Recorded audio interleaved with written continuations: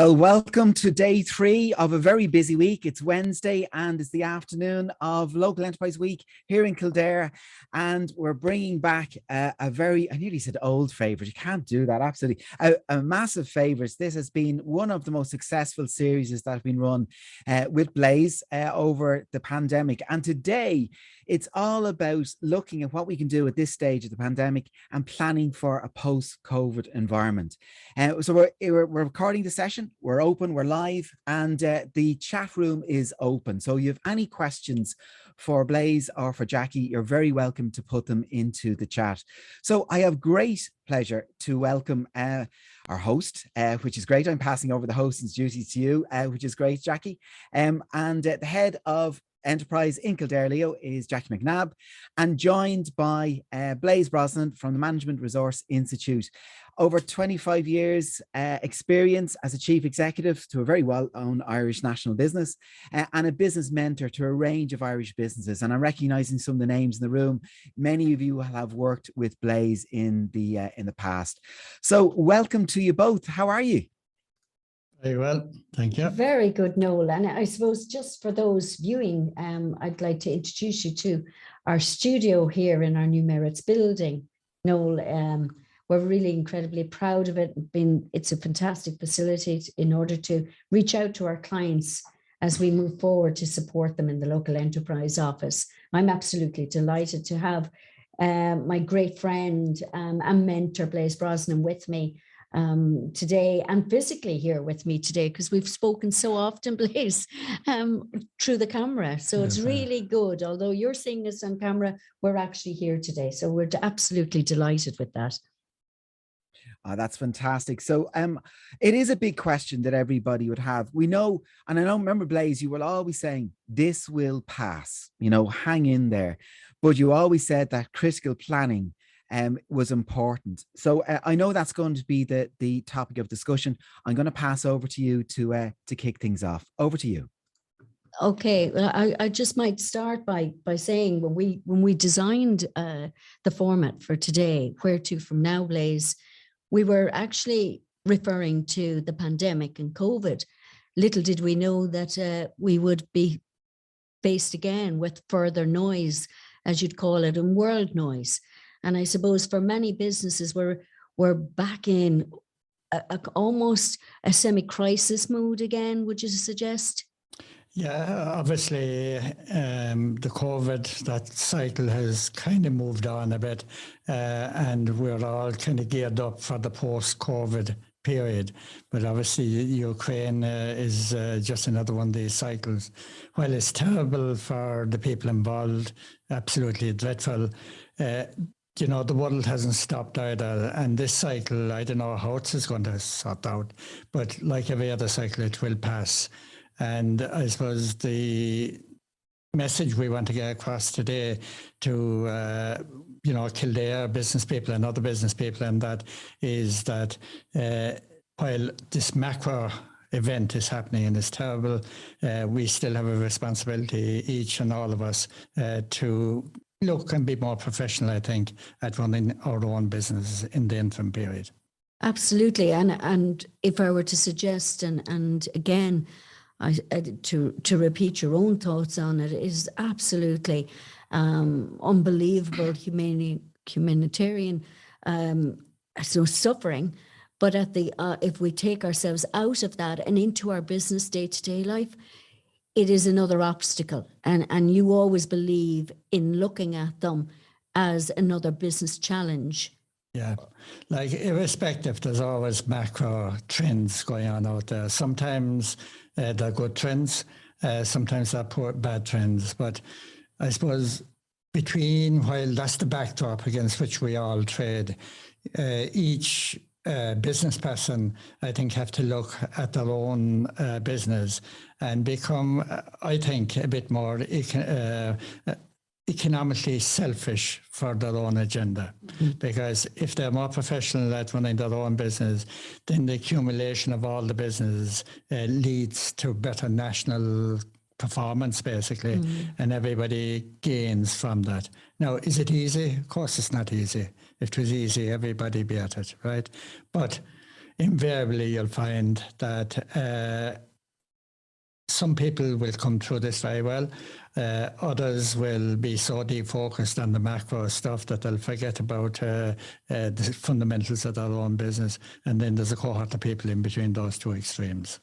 And I suppose for the length of my relationship over 25 years with you, at every I suppose, different route or different curve in the world's economics, you would have talked about scenario planning and control what you can control. Absolutely, yeah. And, you know, any business person, if they look at their own business, there's a certain number of the variables within the business, around the business, that they can either control or influence. But there's a lot of the macro stuff that they can't. Okay, we need to be aware of the macro stuff, of course. But good business people will always identify the variables they can do something about. But not alone will they think about it, but they actually do something about it. And what's more, they measure the result of those kind of interventions. Okay, and I suppose in everybody's mind, whether it's for home use or business use, is the soaring energy costs, both in terms of electricity and fuel. What are your own thoughts? Or how do you see that going to either pan out or affect businesses? Or where do you see the biggest impact for them being?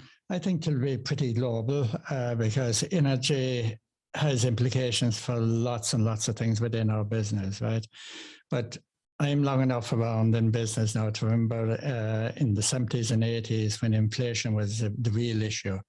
A lot of people that are in business on it for the last, say, 10 or 12 years, they've all operated in a deflationary situation. Now it appears, well, in the immediate future, we're definitely back into an inflationary period. Whether that's sustainable going forward or not, nobody knows for sure. But irrespective, each of us have to work within that kind of backdrop, right? And one of the things that, I'll just give you an example. I was in a business there in October, November period time, and steel would be their kind of main raw material. And I was talking to the MD there, and I was asking about whether passing on the increased steel prices. He said, no, not yet. We'll delay it as long as we can. And I asked him, you know, did it cost you much now for the last month? He said, a few bob, you know, a bit like this. So we went over and we went into the financial control and we worked it out. And it was actually 50 grand. Now, they have a strong balance sheet, they're well able to take it. But, you know, delaying the passing on of costs that you can't do anything about, basically, it's going to come out of the reserves of the balance sheet if they're not passed on quickly. Mm-hmm. And, you know, our heart would say delay it as long as possible, but our professional heads has to say, you know, this is reality. You know, I don't have a big sponge here to absorb all of this, and I'm responsible for my own balance sheet. Mm. And 2 years ago, if we look at the start of the pandemic, the biggest issue wasn't necessarily anything to do with fuel increases or prices. It was about the supply chain and the flow of product and service, whether direct to clients or consumers or actually logistically. Now we've got an inherent price rise, whether you need to produce something or whether you need to buy something. So opening up your manufacturing plant or any operation tomorrow, what would be the meeting you'd have around the board table? Well, first of all, one needs, if it is a product type of business, right, where you're buying in raw material, you're buying in packaging, you're buying in labor, for argument's sake, right? So one has to be realistic about and be factual about what is the actual extra cost. So if you look at your P&L account, you'll have your sales, but it's the cost of sales that most of that will be reflective on, right? Now, one can say, can we pass it all on today? What do we have to do in relation to our pricing or whatever it is? But the one choice no company have is not to do something. And you can't hide behind facts. And I would say to anybody out there listening to us today, be honest enough with yourself and be factual and put a figure on it. I go back to that guy in October, November. He really didn't want to put a figure on it. And it was only when the figure 50 grand was put on it, he said, "Jeez, we better move." Mm-hmm. You know, if we have to get away from this thing, it'll cost me a few bob, or I'll wait for another few weeks. We actually have to put figures to those kind of generic statements and then make a decision based on that. Yeah, and even the conversation with your customers to suggest you're not quite sure where the price increase will be, but pending. Yeah. You're giving them, and it's almost relationship building in that way, understanding and empathizing. We know we're all in a difficult time, but this is a cost that's coming to you. Yeah. One of the things that we find, people in business, they think the biggest investment in their business is money or buying a new machine or something like that. What people don't realize, I think, often is that the biggest investment any of us make in our business is actually taking on uncomfortable things, addressing uncomfortable issues. They're the things that they're the choke points often in a business. The other things can be worked out in some shape or form. And and I'm sure I am no different to most other people, I come across a lot of situations where, because something is uncomfortable, business people, they're just standing back from it. And they're walking around it, they're shadow boxing around it. And I believe there's no kind of substitute for a bit of honesty and identification of facts and make decisions based on that. Now, there's always a gut feeling, but your gut feeling is influenced by evidence, and if it was easy, everybody be at it. If you take in Ireland today, 2.5 million people clocked in for work in Ireland today.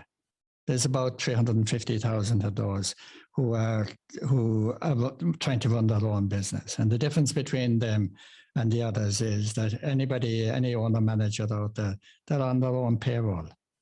They're ad hoc to whatever guarantees they've given or whatever. They have most to lose, and my contention always with owner managers and owners of business and that, they need to put themselves further up the queue than they currently are often. They're always at the back of the queue instead of at the front of the queue, in my view. And often I would suggest for many of my clients, and indeed your clients, we're often so busy on the day-to-day activity that we actually don't look at the paperwork. We don't look at the pricing. We certainly don't engage talking with the financial advisor. And I suppose at these very turbulent times, that's probably a very prudent thing to do. Well, I think at all times it's a prudent thing, but it's probably more important now, right? And, you don't need to be an accountant. You don't need to be good at maths or anything. It's just fairly basic if somebody really wants to look at it, right? And it's to look at the trends, and one of the things that I find really is if you take, say, the trend of gross profit, for argument's sake, percentage, might be slipping 1 or 2 or 3%. When you leave it at that level, it means nothing in most people's heads. But when you convert that into money, then it's real. And I think people should be confident enough in themselves to identify the trends first and then convert the trends into actual money, because then they have an incentive to do something about it. And the trends sometimes can be green color. There can be trends going to your advantage. But even in those type of situations, what the good business people will do, if there's something going well for them, they're always kind of inquiring in their head, is there another twist to be got out of this? It isn't always just about trying to rescue situations. It's often about optimizing opportunities, really. And I think that's one of the distinguishing factors between people that tend to be more commercially successful than others. See, most business people get the operational side fairly right. They get a lot of things right.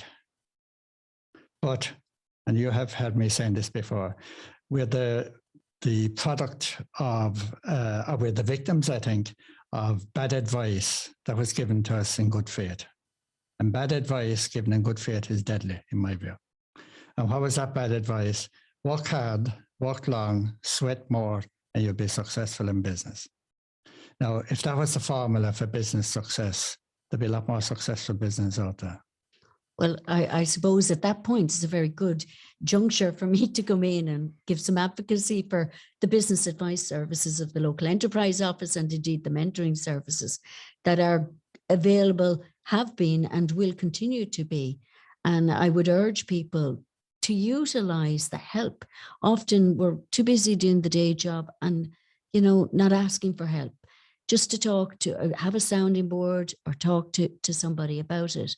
And again, looking at the competitiveness, engaging with the consultancy of one of the lean providers, or indeed, you know, looking at where you, again, going back, control the controllables. You can control your waste.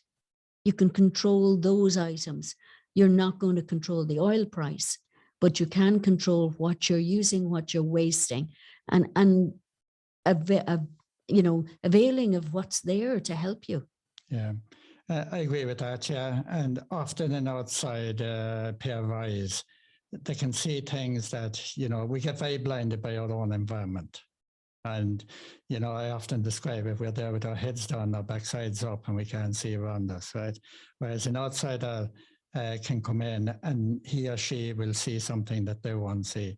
And it might be something small, but it's the consistency of that. If it can be rescued or readjusted or re-engineered in some way, can have a very big implication in relation to the ultimate performance of the business.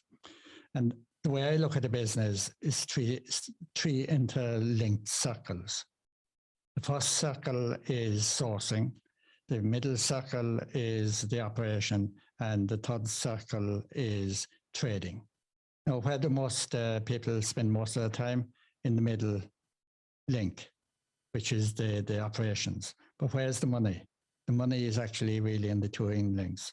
But what percentage of the day or what percentage of the week do a lot of owner managers out there allow themselves to operate correctly at the two links? Mm-hmm. They get so engrossed in that operational link. Now, it's important, of course, but you could have the most efficient operation in the world and still have a useless business. You know, if we can't trade well, if we can't position ourselves in the market, if we can't kind of understand how do we get an angle that will give us a competitive advantage over our competitors. And often it's small things, but we need to know what those small things are. And we need to major on those small things, if you know what I mean. Absolutely.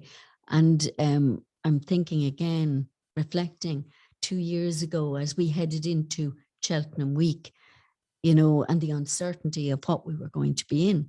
And we spoke regularly at that time. And I know for many businesses, when we were into month 4, month 5, month 6, there began to set in some desperation, and people felt the world would never be out at the other end of COVID. But you constantly talk about the evolution of recessions and how many there has been. Yeah, and there'll continue to be. There'll always be some trigger point out there. There'll be always another Russian or another whatever out there. You know, it could be COVID, it could be whatever, right? But like the reality is, even during COVID, other than probably restaurants and some retail and pubs, an awful lot of business actually did very well during COVID. Like I'm looking at accounts and companies, and the balance sheets were never stronger. Yeah. And you know, it's amazing. No, you never hear about this too much in the media, but we hear all the bad stories always. Yeah, and there is an opportunity, notwithstanding, as I said, the gross humanitarian issues that are out there. But there are markets that won't be able to serve in Europe, that most likely Ireland would be in a better place to do so. Yeah, you know, it's the facts of life, I suppose, really, that what's bad for one is good for somebody else. And, you know, that's what business people are good at. They kind of spot opportunities, maybe a bit earlier than others, but not only do they spot them, but they do something about it and they go after it. And they don't be apologetic about it either, you know, because business is very much a pragmatic process. Like the market doesn't care about any of us really at the end of the day. But the market, in my view, is a very fair boss. And by that I mean the market will pay you for output. It won't pay you for talking about output. It'll pay you for output. If the output matches the mood of the market at that particular moment. And that's what entrepreneurs are very good at. They're able to smell out these opportunities, but then they'll go and make it happen. Yeah. And I think that's the difference, really. And I'm looking at the end of the week, and as we're halfway through Enterprise Week, tomorrow, I think I'd have to check the dates, but definitely the Trading Online Conference is on. Another great opportunity to increase your visibility on the global web, and also Export for Opportunities on Friday, that there's an opportunity there to get the assistance, both financially and intellectually, at how businesses in Ireland can review what they're doing, but also look at new opportunities going forward. Yeah. You see, some people have never exported, they're very fearful of it, and I can understand that. But export is just getting your product or your offering or whatever onto a new geography area. You know, if you were down in Kerry, for argument's sake, where I come from, you know, and if you got your product up to Dublin or to Donegal or whatever, you might have it on the continent a lot quicker than you get it to one of those places, right? So I think we should take the fear of going over water out of it. And I think if we do that, exports and exporting markets and are not as fearful as maybe we think. And that's one thing. Second thing I'd say, particularly some of the business I would know, the way they really got into export is if they were dealing with a company here in Ireland, had a good relationship with them, and the company had foreign depots or situations that they followed them through to the export market. And that's a very safe way to get into an export market. You're following an existing client and facilitating them in relation to that. And that's kind of the start of what I call a kind of a strategic relationship going forward. And I think that's a very solid way to go about it. Absolutely. And when we took the man out of Kerry, such as you, there's great opportunity out there. Notwithstanding the geography you covered this morning to get here with me today from Wexford to Limerick and back up to Kildare. Yeah. So, you know, you're a great advocate for getting across continents as well. Yeah. I'm going to hand back to Noel, who I think has been taking some questions from the floor. Yeah, there's a few starting to come in. So I'll invite anyone that has a question to pop it into the chat. Marion Egan has been typing away there. I'll come to yours in a second, Marion. There's a fellow by the name of George has just sent I don't have your second name, George, but you've just said the fragility of supply chains during the COVID-19 pandemic has shocked everyone. Blaise, in your opinion, are there ways to repurpose supply chains or capabilities to respond to those demands in the future? Well, there's always alternatives, of course, right? They're not very obvious maybe initially or whatever. But the one thing people need to kind of be aware of, you know, if you're the owner manager of a business, you think you're very isolated and that the events out there are impacting on you only. But the reality is that they're impacting everybody. So nobody has a competitive advantage really over it because of the event. It's how we react to that. Like if you take somebody, we have a client, for argument's sake, that brings stuff in from China, and the price of a container coming in 2 years ago, pre-COVID, was about 2,500. It went up to 12,500. It went to 14,000 at one stage. It's probably back down to around 10 or 10.5 now. Now, that guy was bringing in 4 units per container. So if you look at the extra cost, it was that much per unit, a quarter of that, right? Now, what had he to do? He looked at his own operation. He looked to try and re-engineer that as best he could. But the reality is he had to pass it on. He couldn't absorb it. But his competitors had the same scenario. So there was no kind of real advantage one way or the other. I don't know, I don't have any magic wand, Noel, in relation to it, other than I think one of the biggest limiting factors on owner managers is the mental isolation. And they feel that they're the only ones that the macro stuff is impacting on, right? But if they realize that the competitors are faced with the same thing, you know, it's more of an even playing pitch than maybe people realize. Yeah. So George, I hope that answers the question. I think, as Blaise said earlier on, the one thing you cannot afford to do is do nothing. So it's good that you're thinking about it, which is the first thing. Marion Egan, how are you, Marion? So Marion says, as a sole trader within my health business, I was going to shut down as I couldn't keep my clinic open. But instead, I created a new product which came out of a desperate situation that I was faced with. I didn't realize the power of what I was creating, which I'm very happy and delighted with. As marketing is my weakest point, and I feel more than a bit lost in getting this out to the public, any advice would be greatly appreciated. I've had a few sales in the UK, US, and Canada. Well done, Marion. Well done. You're exporting. That's great. So I had a few sales in UK, USA, and Canada, as well as in Ireland. It's wonderful that I didn't close my doors, but I'm still operating and would like to do a little bit better than I am at present. So marketing is my weakest point. Feeling a bit lost. Any advice would be greatly appreciated. A couple of bits, I think. Yeah. The first thing I would advise her is she shouldn't be operating, in my view, as a sole trader. I think she should incorporate the business because it's too risky, I think, doing what she's doing as a sole trader. At least get behind the barrier of the limited liability type of situation. That'll be the first thing I'd say to her. Second thing, again, in order to get into export markets and that, there's two channels, I suppose. You can go the virtual channel yourself off your own kind of website and that, or through a distributor.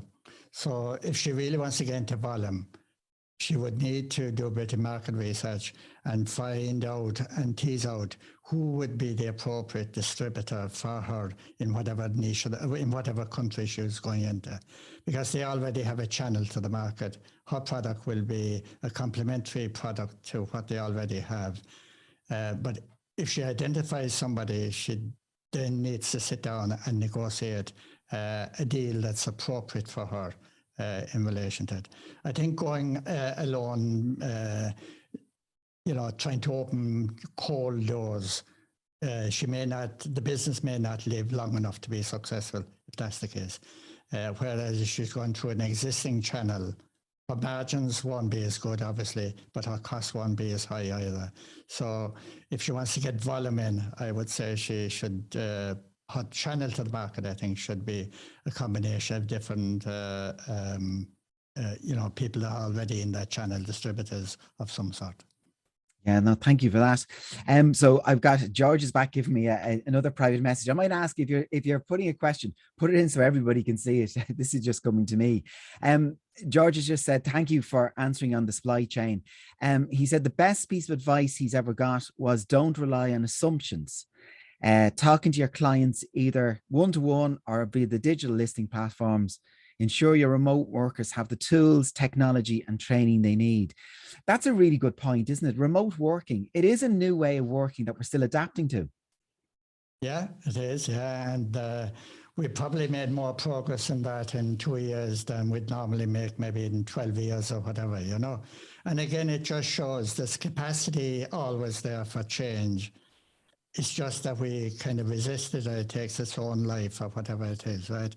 But, this time 2 years ago, if anyone had said to any of us, this is what was in front of us, we'd say, just that's terrible, we'd never get through it. But the fact is, most of us did get through it.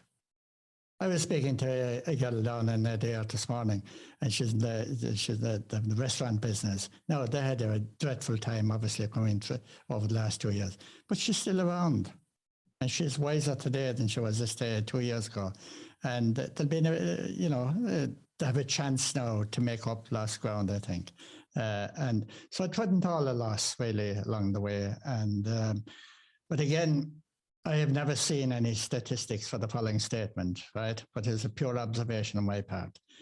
Irrespective of the economy, whatever cycle we're in the economy, and irrespective of the niche of the market, what I observe out there, at any moment in time, you'll get a third of the operators in that niche who are always doing very well. You'll get a third hanging in there and a third on the way out.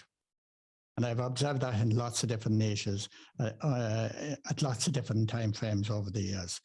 Now, what's the common thread between those three? Is the person, the owner manager, the person that owns the business, just driving the business. And, you know, the third that are doing very well, they're just better, the better business people, I suppose. They seek help a bit more. You know, none of us is the full shilling. I'm not, nobody is, right? But, you know, there's a lot of help out there with that local Leo. And people that tend to do well are not embarrassed about looking for help. Because, you know, I had a meeting on Friday there now with somebody, and I know them for a long, long time, business, very successful business. But every time I meet him, and this guy is super successful now, but every time I meet him, he's always looking for an angle. He's always asking another question. He's always hungry for further. Like, you know, and I think that's fantastic. Whereas you meet somebody else that's far less successful in business, and maybe it's a lack of confidence or whatever, but they're shy about asking or exposing their vulnerability. It takes a very strong person to show their vulnerability. But if you show your vulnerability, there's a lot of help out there if you're perceived to be going somewhere. And, you know, to me, I'm often asked this question, said, you know, business things and all that.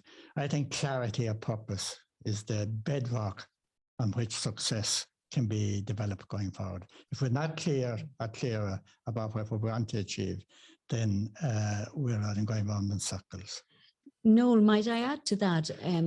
Because I suppose in my 30 years dealing with business people, be it solo entrepreneurs or formated a company or whatever, there's constant apology for what they can't do. And so, you know, like, forgive, I missed the name there, but no, the question on the marketing and the endeavors to get the message out there. Huge achievement has been made in creating a product that's obviously given, has succeeded in terms that it has sales. But if you look at any profession, anybody in marketing making a living and getting a wage has spent 4 to 5 years at least in college, and marketing being their sole focus to become an expert. And constantly we meet entrepreneurs who have an expectation that they can do it or that they want to do it. And I often would ask them to look at many of the successful companies who, going back to that clarity of focus, just do the core activity. They focus on what they're good at, and then they outsource to somebody more capable. But before they might perhaps outsource it, they talk to somebody like a business advisor, a business mentor in marketing to understand what their needs are. And then they go to the market and look at it, whether it's for 5 hours in the week or 10 hours in the week to market, but get somebody who can do it, which will allow you to focus on the business, and there's revenue being generated at the same time. Would you agree, Blaise? Yeah, I would, yeah. And the other thing they should do is put a budget to it. You know, like if you ask anybody what that energy budget last year was, or how much they spend on energy or transport or something like that, the majority of people will be able to tell you, the majority of business people will be able to tell you fairly quickly off the top of their head. But if you ask them how much they spend on marketing last year, very few of them. You know, if you look at that profit and loss account, for argument's sake, there's very seldom will you ever see a heading, a label in there, marketing or selling or whatever, right? And it tends to be piecemeal. We try to do it on the cheap. My advice would be that there is a proper budget for it, and that budget is built into the cost of delivering that product or that service or whatever. And I think if one does that, you're being proactive about it, and you're not begrudging the percentage that's being spent on it. And ideally, the percentage would be threefold coming back to you. Yeah, absolutely. In sales. Yeah, absolutely. Yeah, absolutely. Yeah. Any further questions, Noel? No further questions coming in, but one of the things that came up yesterday was we had a great session. It was a national spotlight session on lean, and a lot of the stories came out of where people were addressing challenges very similar to the challenges Blaise is talking about there. You might talk about not just lean, but some of the other supports that are available from the local enterprise office. Yeah, so yesterday we did the spotlight event, and Lean is all about looking at your core processes, whether it's in the service business or manufacturing business. And it's identifying where costs occur. So is it in time that you're spending too much time?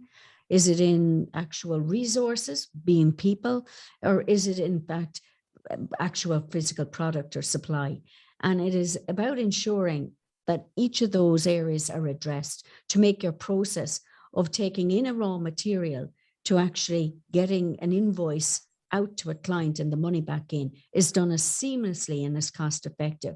And I think that's also what Blaise was talking about earlier, is sitting down and looking at the cost base of your business and looking at where those leakages are. I remember working on a project, particularly with the hospitality sector, and they were looking at, and there was an awful lot of talk about the cost of water into the commercial businesses. And one of the things we did was we looked at the building and the infrastructure of the building, only to find that actually they were paying high costs for the amount of water they were coming in, but it was water they were never going to use because it was leaking through the buildings. So their actual problem was their infrastructure. It was the piping had leaks. So I think that scenario can be looked at everybody's business. Where is the business leaking? Yeah, and I think the whole lean concept can be even further kind of utilized in a business, not just purely on the physical processes or whatever. But we spoke about marketing there a while ago. You know, you could bring the same kind of lean kind of thinking into the whole marketing function, for argument's sake. You know, because there's a lot of leakage in marketing per se. You know, what's working for you, what's not working for you. There's a lot of copying, I think. You know, somebody is doing something about marketing down the road. I need to be doing the same. My view about marketing is, you know, who you're trying to influence, who you're trying to get to, in other words, who's your sweet spot type of customer. And that's where your resource needs to be concentrated. This thing of scattergun approach, that really indicates that somebody hasn't worked out really what their ideal target is. You know, and the way I describe it is the difference between, say, a guerrilla fighter and a main kind of army person. The main army person has plenty of ammunition, so they can go for the scattergun approach. But if you're a guerrilla fighter and you've only one bullet in the magazine, you have to get very near your client, your target, before you pull that trigger. And a lot of small business, they have very little resources, money-wise, but they have to be far smarter, I think, at how they utilize that within the marketing budget. In other words, they don't have enough resources to go to scattergun. They have to go more like the guerrilla fighter, in my view. Yeah, absolutely. And so that lean service and consultancy is available, as is the green, you know, how you become more attractive to potential clients, potential customers in terms of your environmental approach. But also I'm looking at the trading online voucher that's available, and the ability of simply reaching a much broader audience while staying focused. Like and also the notion that with the right software, you can be selling 24 hours. And I think that's something that you've always advocated. If you're simply waiting to sell, you know, in many cases from 9 to 5, there's a lot of window out there globally where people are shopping and you're not open. Yeah, absolutely. Yeah. And again, that's about the channels to the market, you know, what's appropriate for it, you know. And but again, that requires a budget and a plan behind that budget. But very difficult to have a plan if you don't have a budget, you know.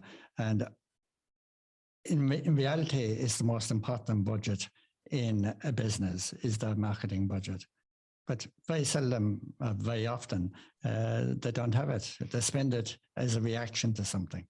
And when you say don't have a budget, you don't mean don't have money, which many business people mix up. Yeah. You're saying you must have a budget. Yeah.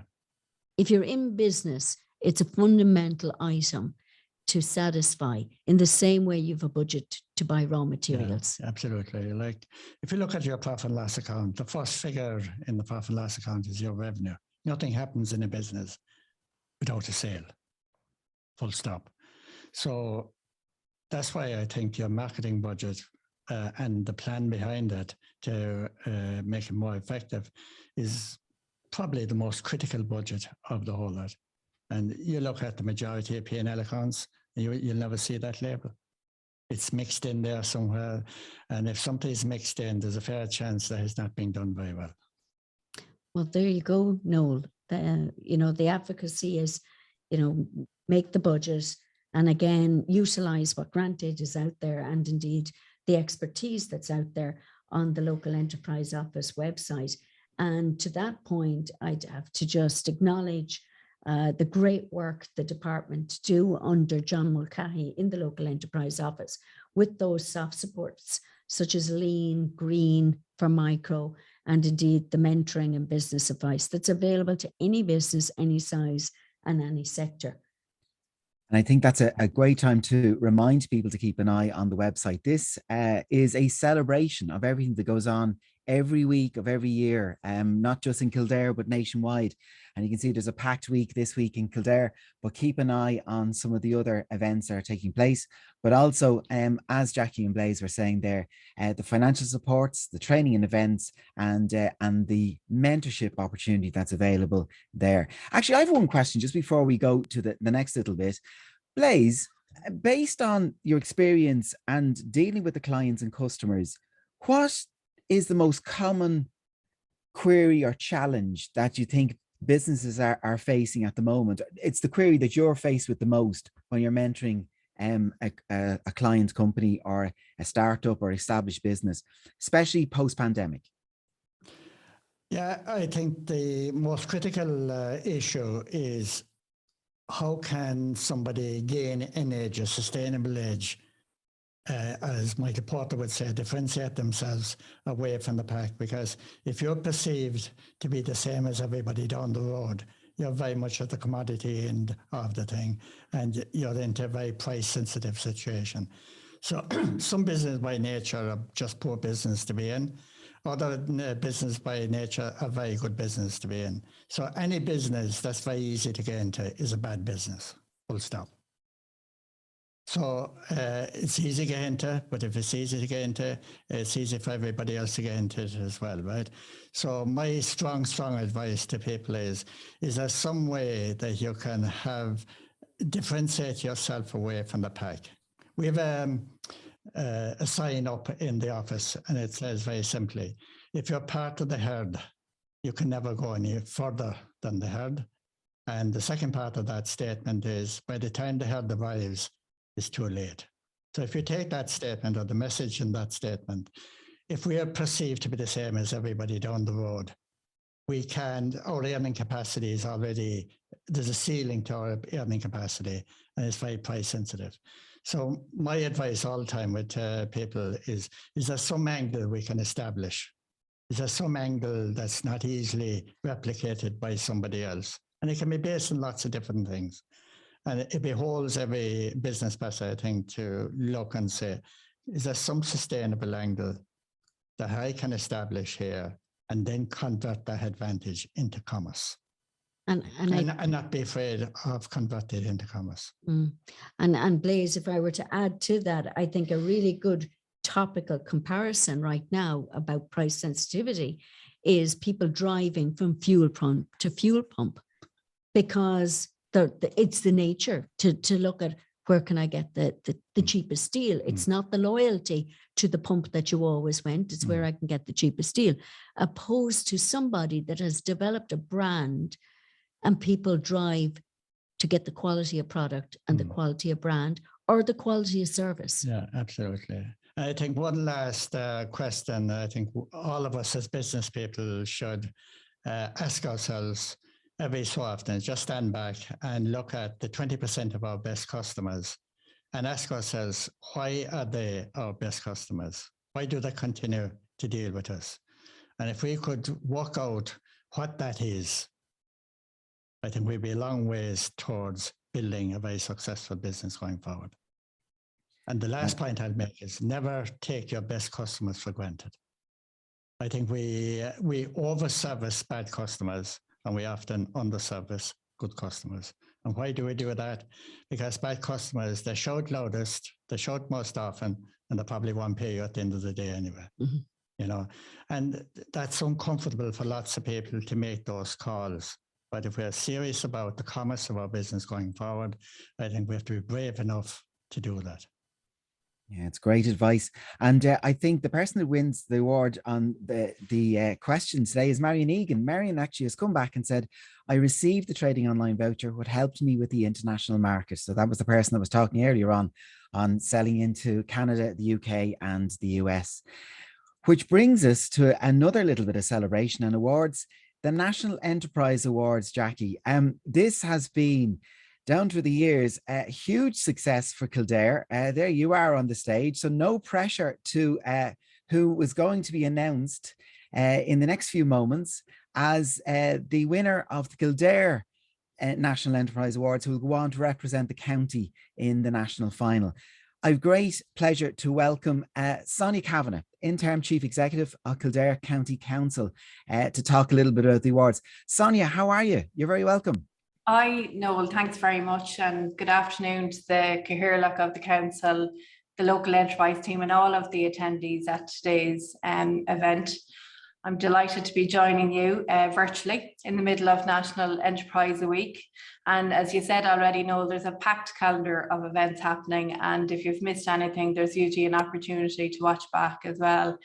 And a special word of thanks to Jackie and Blaise for their very interesting discussion. I have to say I found it very good, as I'm sure a lot of you got a few nuggets from that particular conversation. We're going to use the occasion today, I suppose, to announce the winning County Kildare finalists for the National Enterprise Awards. These awards celebrate the achievements of Ireland's micro enterprise sector and acknowledge the invaluable contributions small businesses make to County Kildare and Ireland's economic success.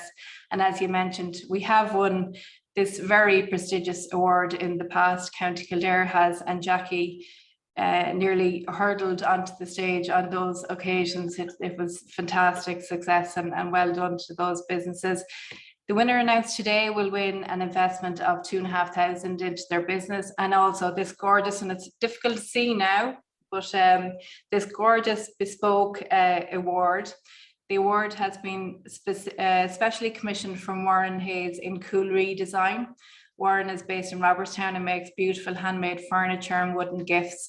And this piece has been inspired by the drive and determination of the entrepreneur to create a successful and meaningful business. So I think it's very fitting for today's award.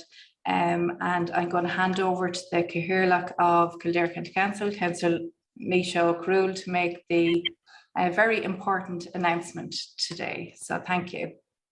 Thank you very much, Sonia. So Naoise, over to you. I hope you have a little envelope with you.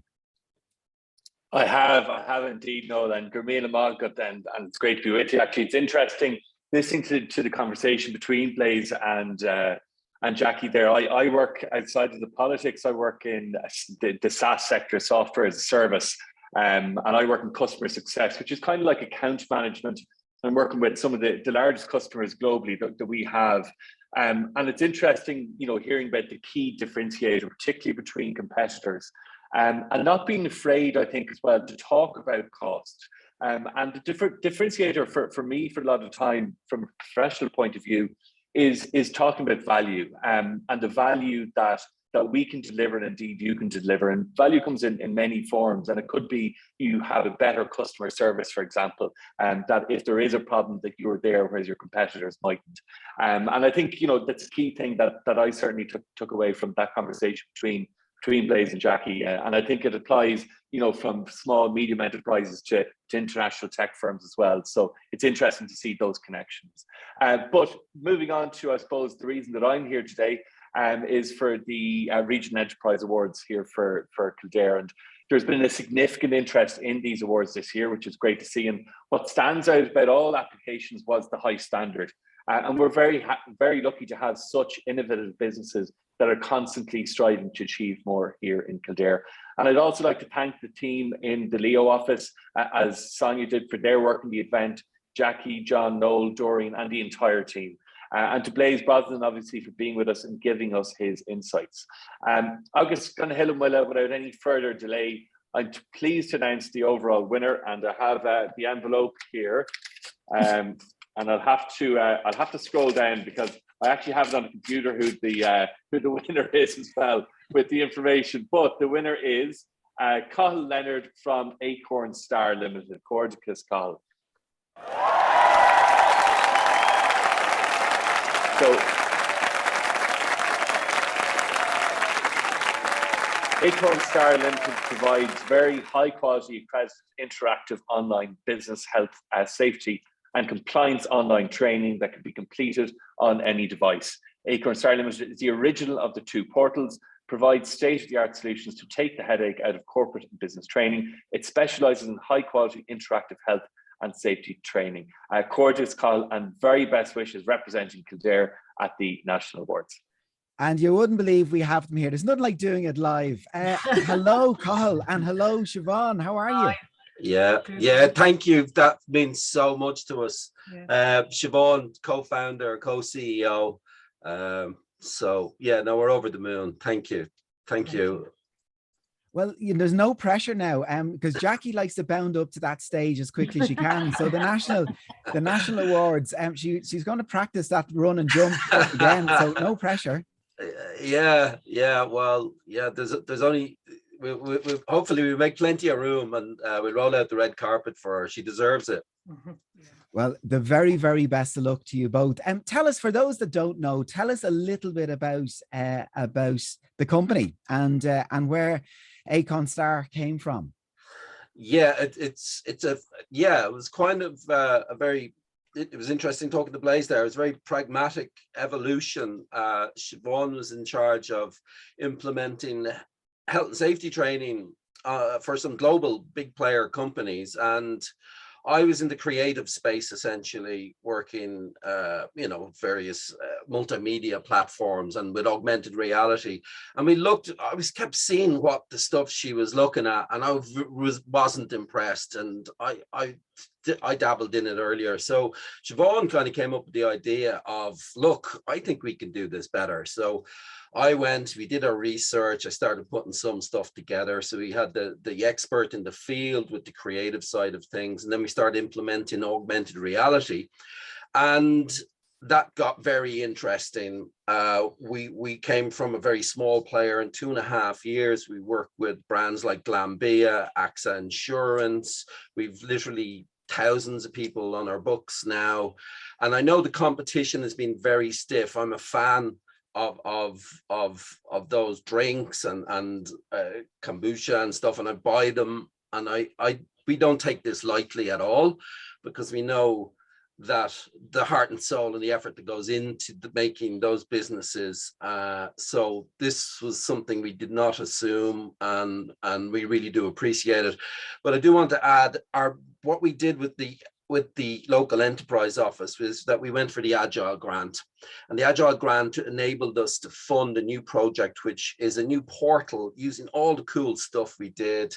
And we launched a product, and it's Holo12, HOLO12.com, and that's getting launched globally soon. We're working on that, and the app, which blends, we have curriculum that covers 150 countries. So it's all interactive, and students can learn about biology from the ages of 12 up to university level. Full curriculum is in there. So there's nothing in there they don't need to know, and there's nothing in there that they shouldn't know. And then we blended with augmented reality. So using their phones, they can literally pull up 3D models on a table or in front of them of anatomy, cells, all kinds of wildlife and stuff like that. So yeah, we'll be pushing that globally soon. The very best of luck to you. I'm looking, and I'm gallery view, and I can see Nisha, our Mayor of Kildare, and Sonia Kavanagh, our Kildare interim chief executive, Kildare County Council, wiping their brows and going, thank God we're in good hands anyway for the national final. So the very, very best of luck to you both. And thanks for joining us today. Thank you. I'm going to go back just before we clear out and finish just before the top of the hour. Blaise and Jackie, one more question that just snuck in there. Has Blaise a recommendation of a percentage of turnover for marketing that he'd recommend, even as a minimum? And that's from Nicola. Yeah, it will vary an awful lot from business to business, but I would say anything from 1% to 4% would cover a lot of types of business. If you're an event business, kind of once-off events, you might have to have up to 15% of turnover for that event. So how long is a piece of string? But I would say somewhere between 1% and 5% as a budget, as a percentage of sales, if you really wanted to get going and scale the business. Oh, that's fantastic. The final word from you, Jackie, before we close out. Thanks, Noel, and thank you, Sonia and Nisha, for joining us. And congratulations to our finalists and indeed our winners, Cathal and Siobhan. It's been an absolute privilege working with you. I'd also like to acknowledge Claire Dunleavy, who has worked really closely to this particular company in developing them and working with them, and indeed Phyllis Donoghue and all the staff. But they are indeed worthy winners. Really proud to see them go forward. Look, the opportunity is there for every business to grow once you connect. And as Blaise says, don't be afraid to ask or let us know where you're struggling and what we can help with. Our door is, well, historically, it might not have been physically open due to the pandemic. It now most definitely is always virtually open and soon to be physically open on a daily basis in the new Merits building where it's home to us. That's adjacent to Kildare County Council headquarters in Dubai Park. And I'd like again to point out the remaining, I suppose we're only halfway through. It feels a long week, no, but we're only halfway through Enterprise Week. So an awful lot of more supports available. So do check out our website. And again, thank you for co-hosting today. Not at all. It's been an absolute pleasure. Thank you one and all for turning up and leaning in today. We very much appreciate it. Keep an eye on the website. We will see you on the next training session. Enjoy the rest of your day. Slán.